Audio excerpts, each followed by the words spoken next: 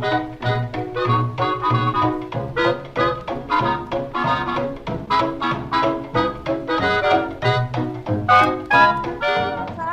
warahmatullahi wabarakatuh. Hai teman-teman semuanya, selamat datang di Point, podcast internal. Bersama aku, Hana Novala dari Departemen Internal, dan di sini aku berkesempatan sebagai moderator pada Point.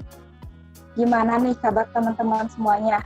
Semoga kita tetap diberi kesehatan dan terlindung dari virus COVID dan semoga yang sedang sakit disembuhkan. Amin ya robbal alamin.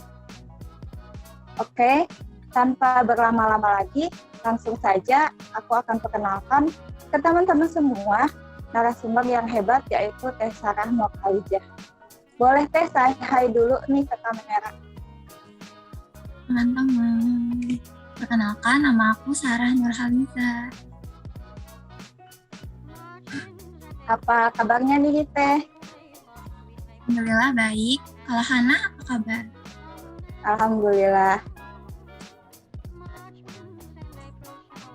Sebelumnya aku mau ngucapin terima kasih banyak kepada Teh Sarah karena sudah bersedia menyempatkan waktunya hadir di tengah kita untuk bisa berbagi pengetahuan dan pengalaman. Oke, pasti teman-teman semua sudah tidak sabar lagi membahas poin di episode kali ini. Sesuai judul yang tertera, podcast kali ini kita akan membahas mengenai persiapan kuliah di dunia perkuliahan. Mungkin kita akan lebih sharing aja ya Teh.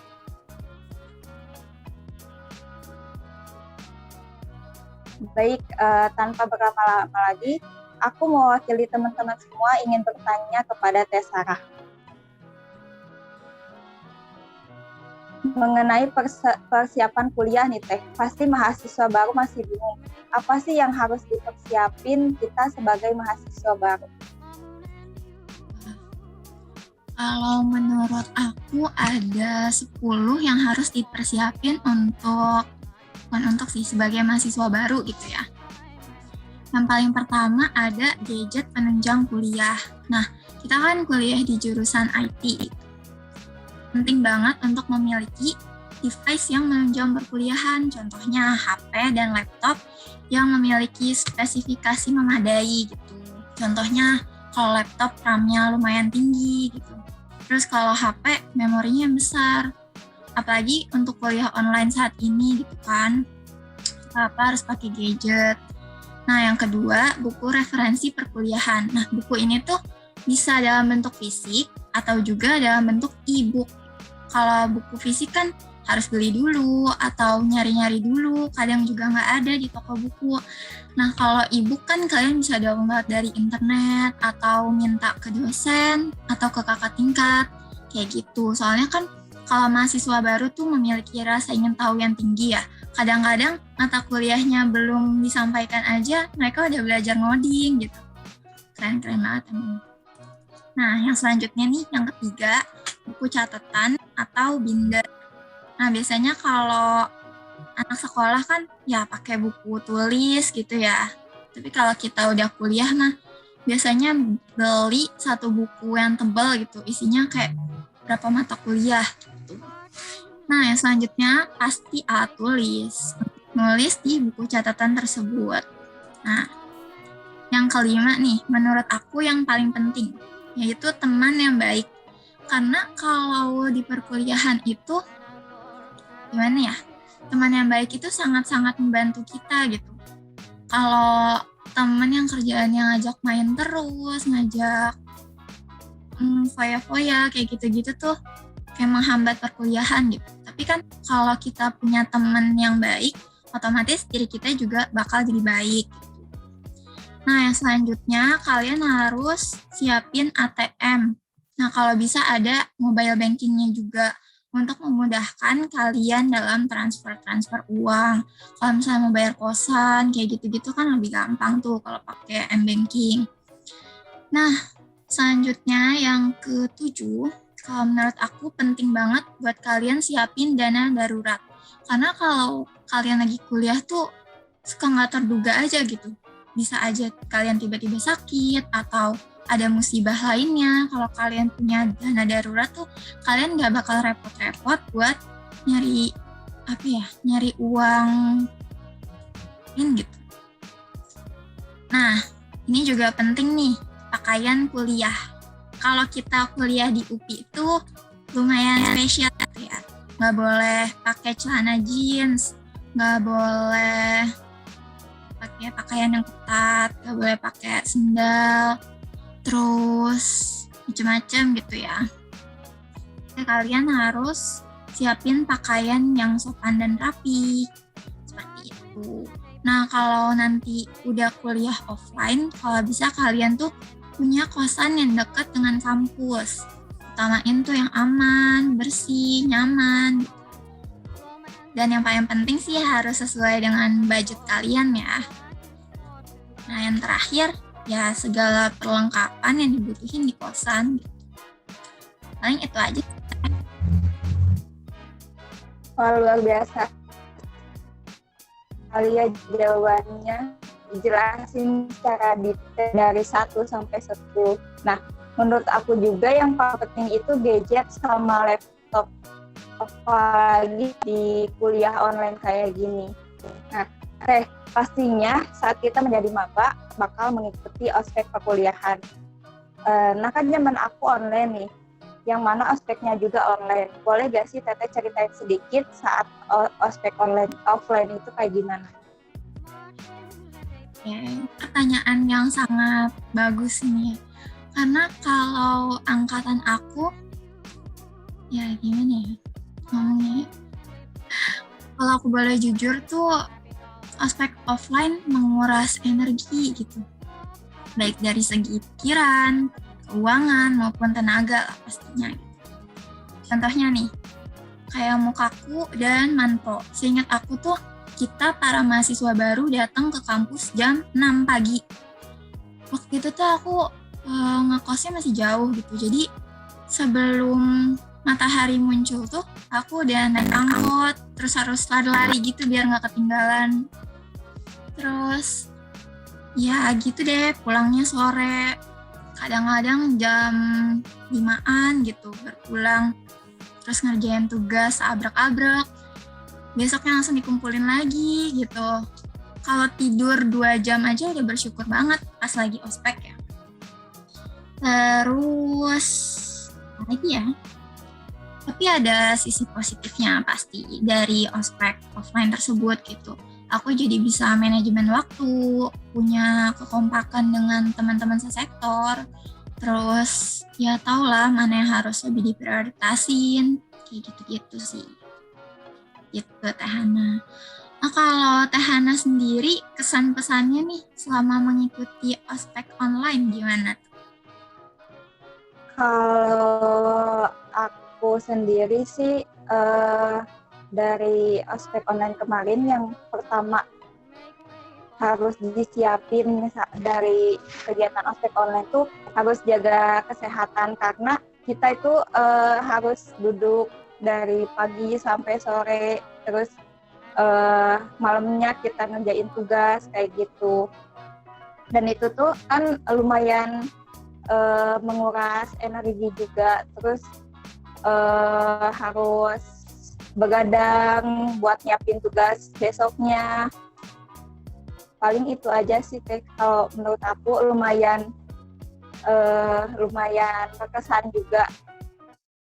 Tapi tadi seperti yang dibilang tadi kayak Teteh itu ada sisi positifnya, terus bisa memanage waktu, terus menambah wawasan tentang yang ada di ospek online itu.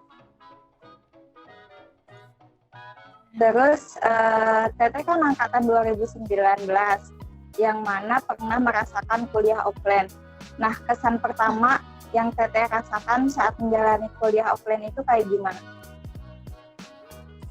Waktu pertama kali kuliah offline tuh rasanya campur aduk sih, kayak kan aku baru pertama kali nih tinggal jauh dari rumah, jauh dari keluarga, harus belajar mandiri, harus menyesuaikan dengan lingkungan di Purwakarta gitu. Terus harus coba cari temen, karena kalau nggak punya temen tuh bosen juga dong di Purwakarta, nggak ada temen. Terus pastinya harus bisa mengelola keuangan dengan baik ya, karena kan kalau anak kosan kasih duit banyak tuh udah bingung nih, beli apa aja nih, beli apa nih, kayak gitu kan. Dan serunya tuh bisa ketemu teman-teman gitu loh. Kalau online kayak gini kurang berkesan aja gitu ya, ngobrolnya daring, terus nggak bisa ngobrol langsung tuh kayak gimana sih, kayak ada yang kurang aja sih kataku. Dan sekarang Teteh juga kan ngerasain kuliah online. Pastinya ada perbedaan dari perkuliahan online dan offline. Terus Teteh pribadi lebih suka kuliah online atau offline? Kalau pendapat aku sih, aku lebih suka offline pastinya ya. Karena lebih ada usahanya aja gitu. Kan harus bangun pagi, harus mandi, terus bersih-bersih kosan gitu ya. Nyari makan dulu, terus jalan ke kampus dulu, ada usaha lebih gitu loh. Jadinya aku punya motivasi belajar juga. Kalau di rumah kan kayak, udahlah santai aja, tinggal nyalain HP, atau tinggal dengerin doang kayak gitu. Terus kalau kuliah offline tuh misalnya nggak ngerti ya, itu lebih enak gitu, bisa langsung nanya ke dosennya atau nanya ke teman-teman yang lain gitu yang lebih paham.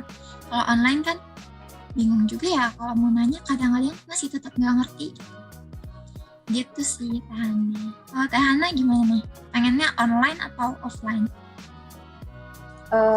Karena saat ini online, terus jadi udah kebiasaan online gitu.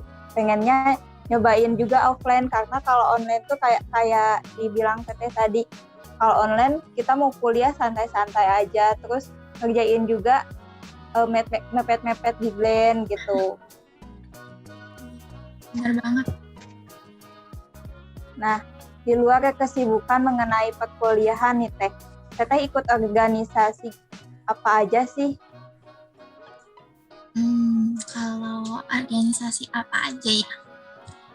Aku boleh cerita dikit dulu nggak nih mengenai zaman-zaman SMA? Boleh. Nah, jadi zaman sekolah itu aku apatis ya. Kalau misalnya ada kegiatan yang diselenggarain sama OSIS, sama kayak gitu-gitu, biasanya aku kabur. Terus yaudah bolos aja gitu ya. Ngapain sih nyapain? Tapi semenjak kuliah nggak tahu kenapa, ada angin apa kali tiba-tiba pengen aja gitu ikut organisasi.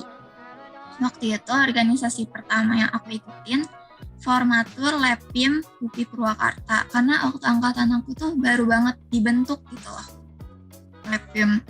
Terus habis dari Lepim lanjut ke Hima sampai sekarang kayak gitu Teh. Oke. Mungkin ada mahasiswa baru juga yang masih bimbang atau apakah mengikuti organisasi dunia perkuliahan tuh wajib dan penting. Nah, boleh dijelasin kayak gimana sih kalau kita ikut organisasi? Kalau menurut aku, ikut organisasi di dunia perkuliahan tuh nggak wajib. Karena kan nggak ada mata kuliahnya juga, nggak disuruh sama siapa-siapa juga. Tapi kalau menurut aku tuh penting ikut organisasi, karena buat kalian yang punya banyak waktu luang gitu ya. Soalnya kuliah kan nggak terlalu menyita banyak waktu. Jadi waktu-waktu senggangnya itu bisa dimanfaatin buat ikut organisasi. Manfaat ikut organisasi tuh banyak banget. Contohnya dapat ilmu, dapat pengalaman, dapat relasi. Relasinya ini sih kalau menurut aku yang benar-benar bermanfaat banget gitu. Relasinya bisa antar mahasiswa univ lain, bisa juga dengan dosen. Karena kalau kita ngadain proker dengan dosen tuh kita kan lebih akrab gitu ya sama dosen. Jadi kalau misalnya ada materi yang gak ngerti kan lebih enak gitu nanya langsung ke dosen tersebut. Terus kalau misalnya ada pemateri dari luar tuh, kita jadi lebih kenal gitu sama mereka. Kayak gitu sih Hana. Oke, banyak ditanya.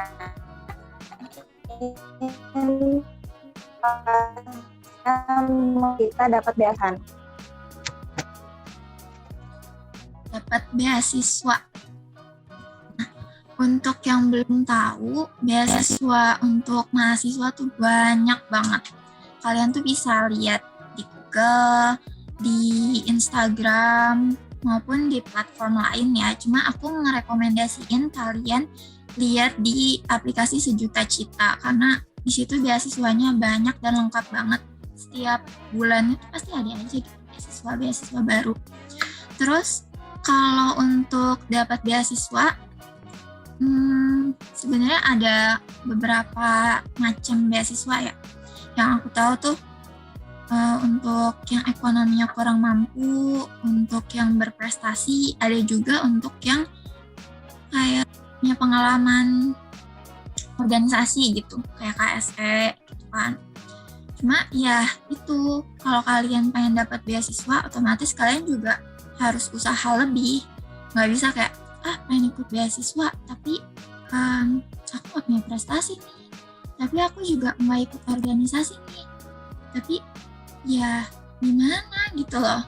Kayak ya kalian harus usaha juga gitu kalau mau dapat beasiswa, dan sesuaiin juga gitu dengan persyaratannya. Kalau kalian persyaratannya suruh bikin esai, ya udah ikutin. Kayak gitu sih Teh. Oke, ini yang terakhir ya Teh, saran dari Teh Sarah buat mahasiswa baru mengenai persiapan kuliah gimana nih? Nah, saran aku buat kalian para maba, jangan pernah takut untuk mencoba hal baru. Nah, ini dalam konteks hal yang bermanfaat ya. Selagi kalian punya kesempatan, punya waktu, mumpung masih muda juga, apalagi kalian kalau masih maba tuh setahu aku masih semangat banget ya, karena kayak, di dunia kuliah kayak gini loh, kayak gitu loh, kayak gitu. Jangan takut gagal gitu. Kayak misalnya dalam konteks yang tadi, pengen nyoba beasiswa, yaudah apply aja gitu, mau diterima kayak mau enggak, ya udah yang penting nyoba, kayak gitu. Tuh kalau pesan dari aku mah. Oke, terima kasih Teh. Wah, gimana nih teman-teman? Puas gak sama pemaparan dari Teh Sarah? Semoga bisa menjawab pertanyaan-pertanyaan teman-teman yang mengenai persiapan kuliah di dunia perkuliahan ini. Terima kasih kepada Teh Sarah yang telah sharing di poin episode kali ini. Dan semoga teman-teman semua nggak pernah puas untuk ingin terus mencari tahu dan haus akan ilmu. Jika teman-teman mau bertanya lebih dalam lagi mengenai persiapan kuliah, organisasi, atau apapun itu, kalian juga bisa bertanya langsung kepada kami Departemen Internal. Atau bisa melalui kolom komentar di bawah sini. Saya Hana Nova pamit undur diri. Mohon maaf dan salam selanjutnya. Dadah. Makasih ya Teh Hana. Makasih Teh Sarah.